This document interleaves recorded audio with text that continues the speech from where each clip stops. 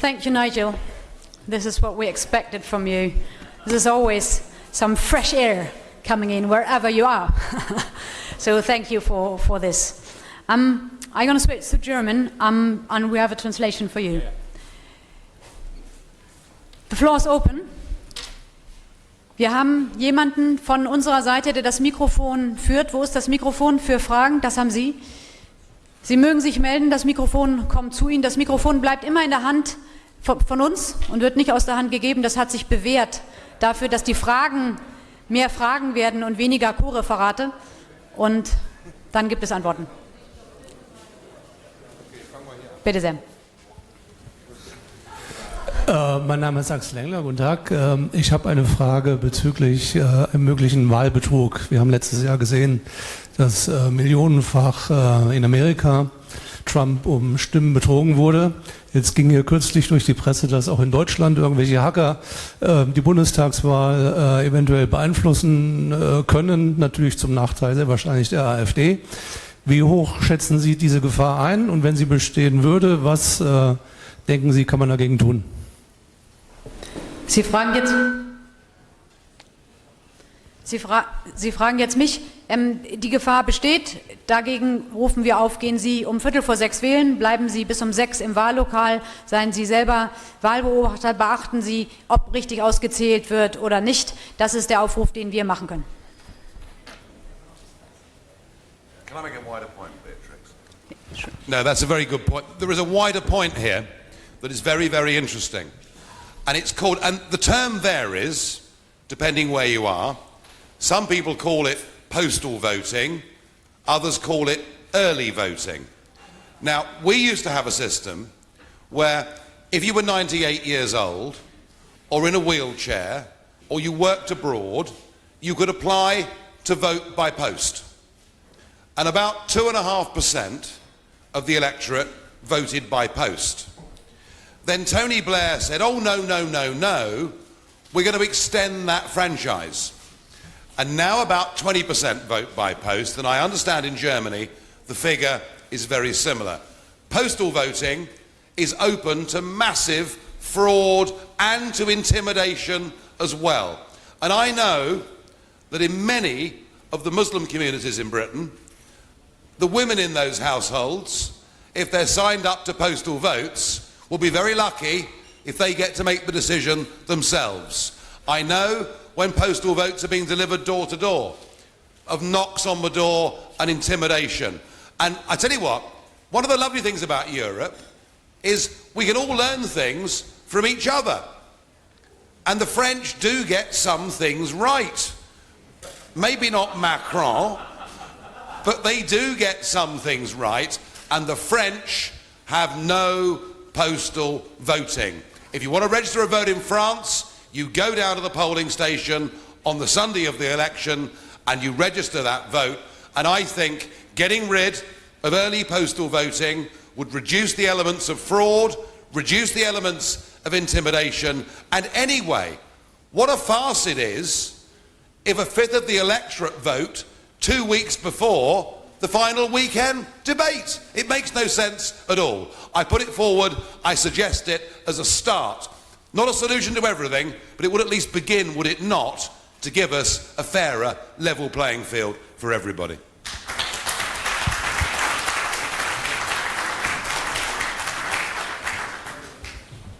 Also, Nigel, a brilliant speech. You are great on YouTube. You are even better live. Thank you very much, and also a special thanks to Mrs. Schultz to bring you here. My question is, what's your comment on the decision of the European High Court to force Hungary and Slovakia to settle African and other migrants in Northern Europe? Do you know something? Had the European Union stayed at, I don't know, 12, maybe 15 countries, and had the Eurozone been restricted to Germany and the northern Benelux countries, I don't think the Union would face the crises that it does today. But the Union made 2 or 3 fundamental errors, all based on hubris, in my opinion.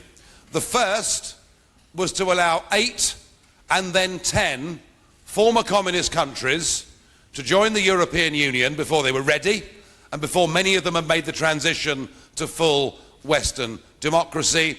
The second was to allow the Mediterranean to join the Eurozone despite the warnings of every sensible Dutch and German economist.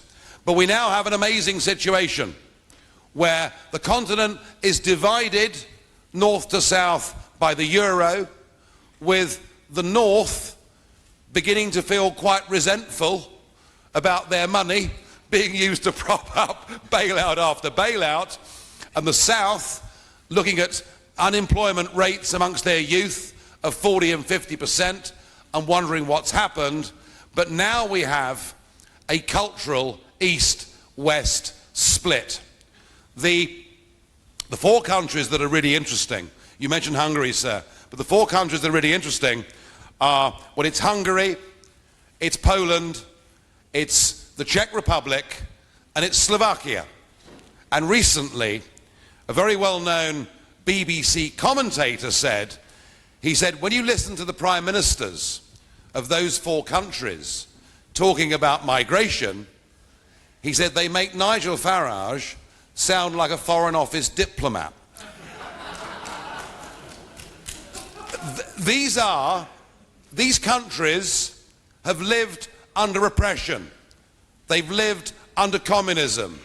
They've craved, if you like, their own independence for all those years. They are devout Roman Catholic countries with strong Christian values. And for them, it's a simple issue. The issue is they are worried that a large, rapid rise of Islamic immigration will not lead to integration. It'll lead to separation and division, and they're having none of it. And so the European Court this week ruled, you must do what Juncker says. You must do what Merkel says. And they're saying, no, we won't do it. What do I think about it? It's their sovereign right to make their own blooming minds up about who does or does not come into their countries, and I admire Viktor Orban, who I think at the moment is the strongest and best leader in the whole of Europe.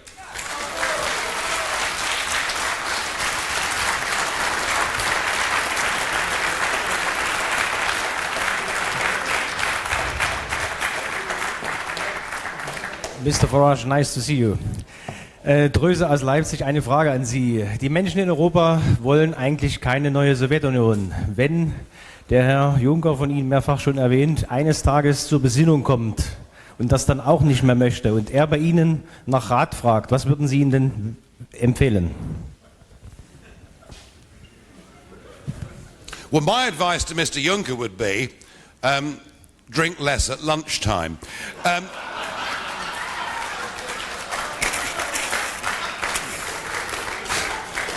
I mean, I like a glass of wine, but there are limits, you know.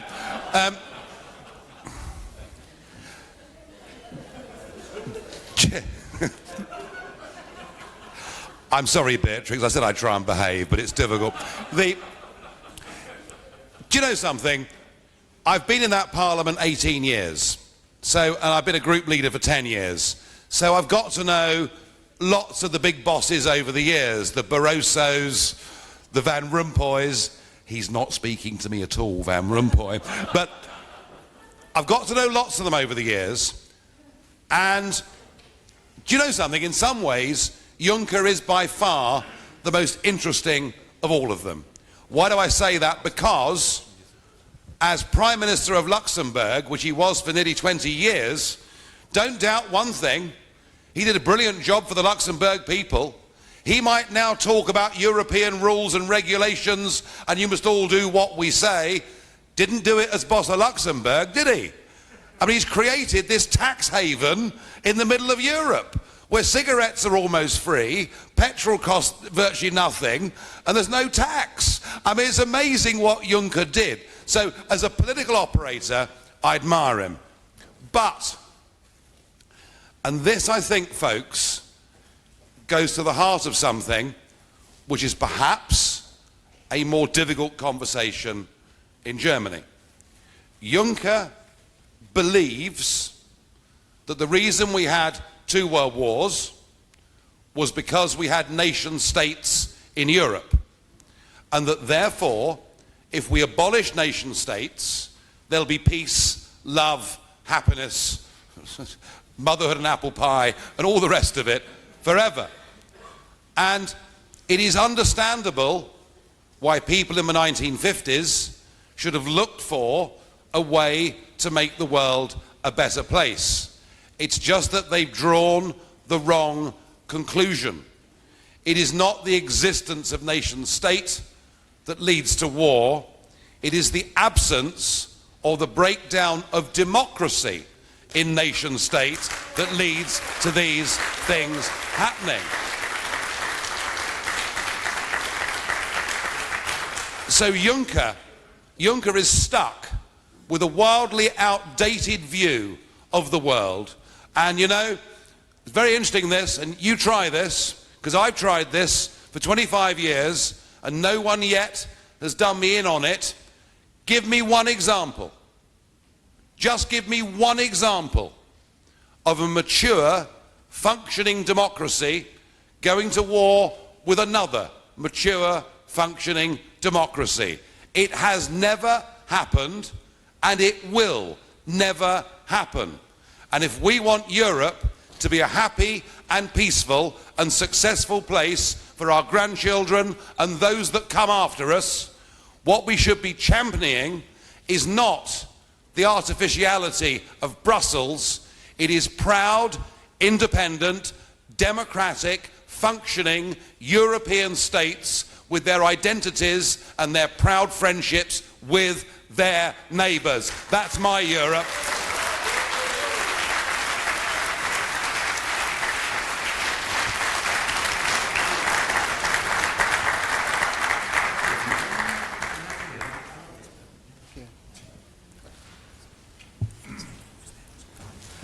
Mr. Farage, thank you very much for your great speech.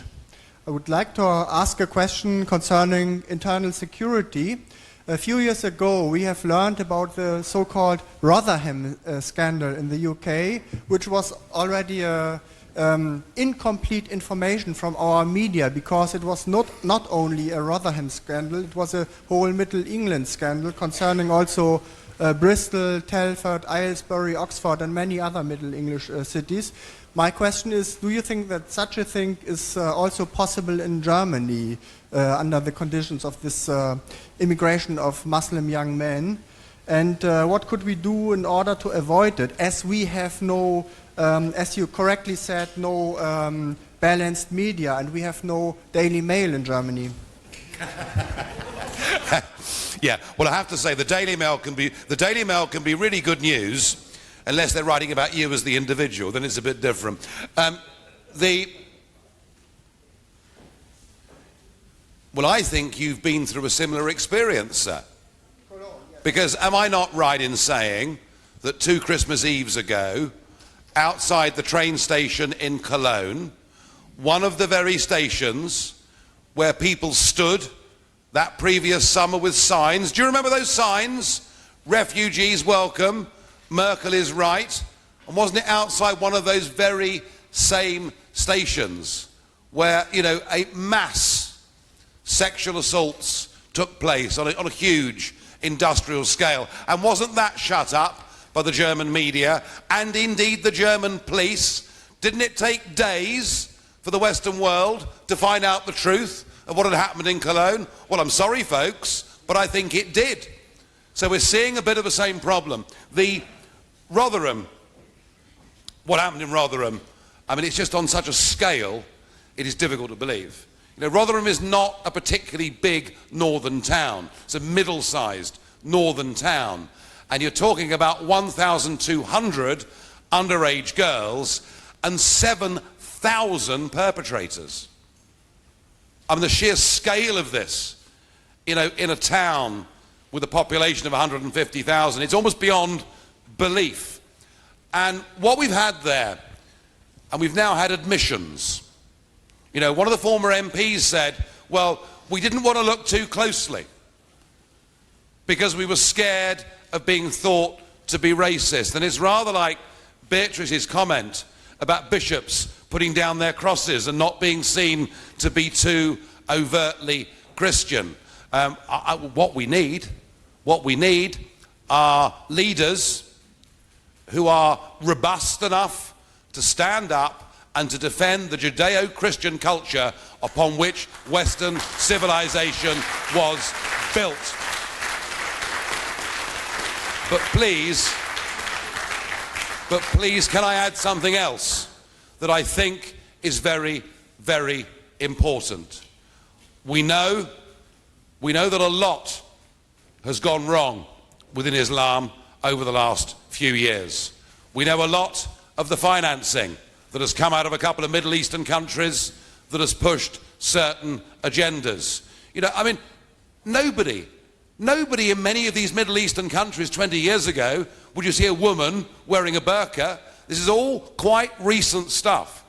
Some very extreme strains of Islam have been planted out there. I will say this to all of you, and you can agree with me or disagree with me.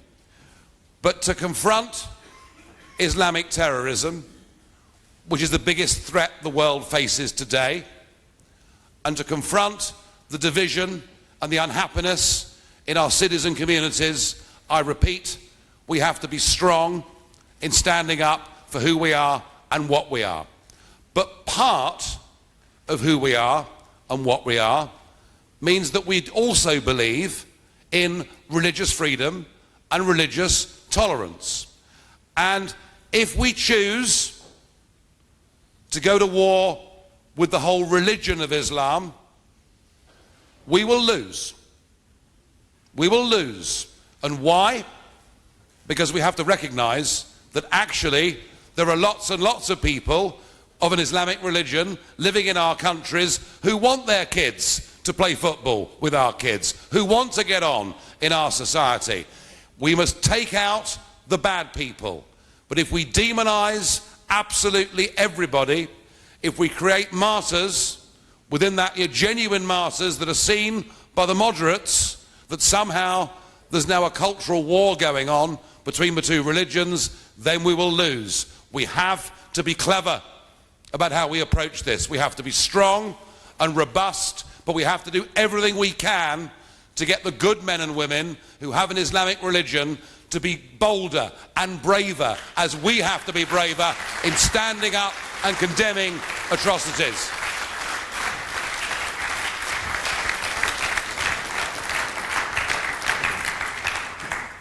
Hello, Mr. Farage. Thanks for coming. I had a question for you regarding diversity. So basically, what we're seeing more and more is that all kind of left-wing, progressive so-called parties are pushing this idea of diversity. The real diversity, however, that seems to be lacking in all of these parties is really the diversity of thought. Especially in my generation, I'm somebody in the millennial generation, somebody who really sticks out. I walk through my neighborhoods and I see the posters of the AfD ripped, torn apart. I see people, I've called the police on people in my generation who are defacing AfD posters and thinking it's the coolest thing.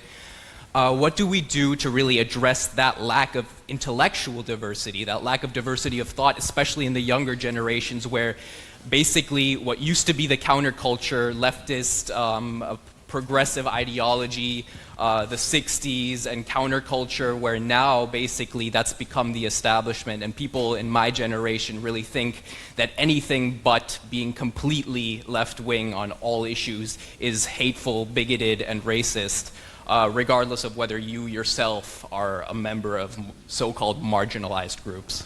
Yeah, excellent point. Very well made. No, very, very well made. We have completely forgotten that tolerance is a two-way street. We've forgotten that. I mean, gay marriage is a very good example in my country. So David Cameron was elected in 2010 without it being in the manifesto, not there. Stonewall, the leading gay charity in the United Kingdom, over 50 years old, were not campaigning for gay marriage. We'd had a system of civil partnerships which everybody thought was fair and respectful and decent. But David Cameron says, no, no, no, no, no, no, no. I'm going to rush legislation through the House of Commons to enable gay marriage. He did it. Thereafter, anyone who said they weren't in favour of gay marriage was guilty of a hate crime. And that is how they change the agenda. And a two-way street, a tolerant society that believes in free speech, liberty and tolerance, respects the rights of gay people, but equally respects the rights of those for whom they don't particularly approve. That is how a tolerant two-way street works. How do we get there? Do you know something? I talked earlier about the huge battle we have against the establishment class, modern global corporatism. You know, the multinationals, the big selfish banks, big politics, big media, all of that. The educational establishment should be second on our list. And frankly, most of it needs to be torn down, and we need to start again. Our universities across the West are poisoning the minds of young people by not teaching them objectively and fairly.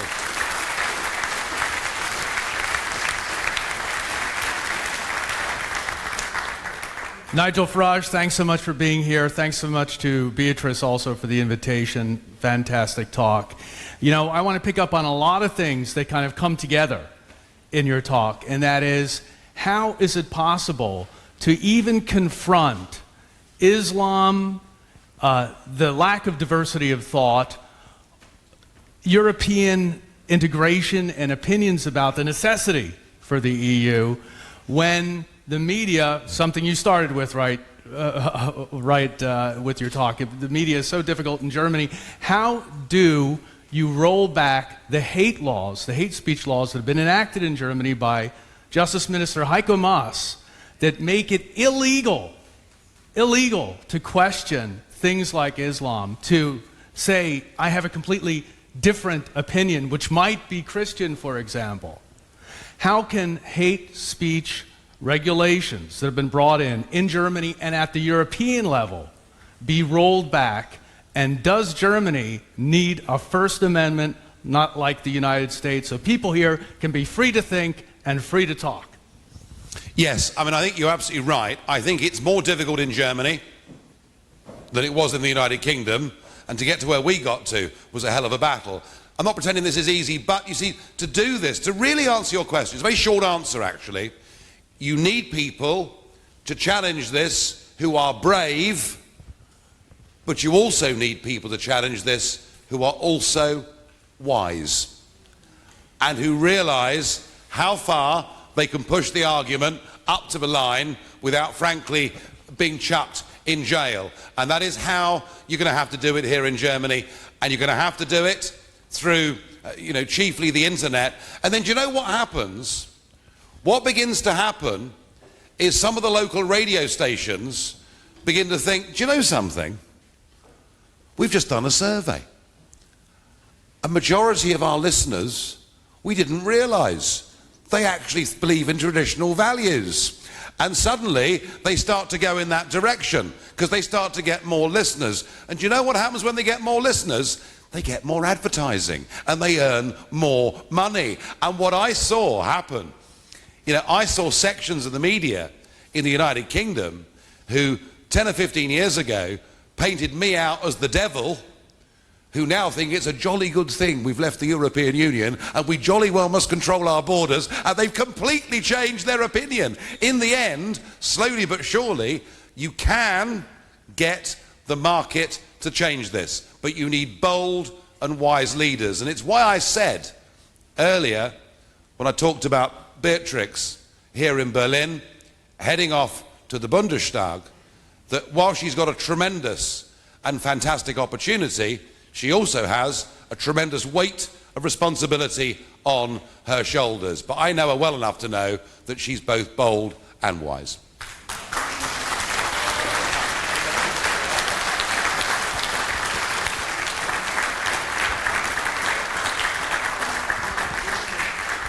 Letzte Frage. Nigel, you correctly pointed out that Brexit was noticeably absent from the debates.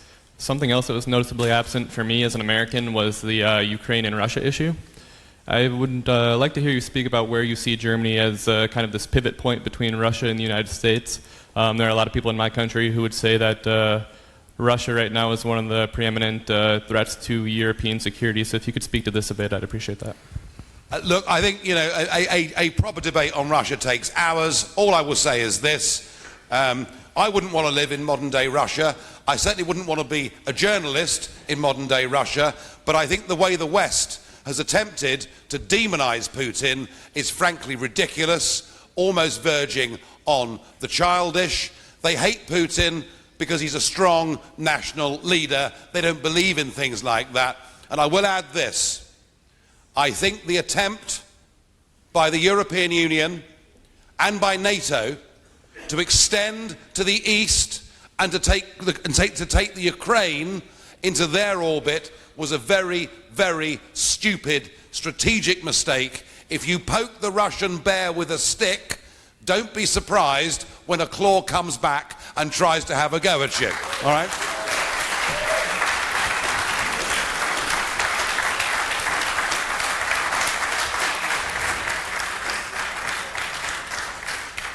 So, ein ganz großes Dankeschön an Nigel Farage. Vielen Dank, dass Sie gekommen sind und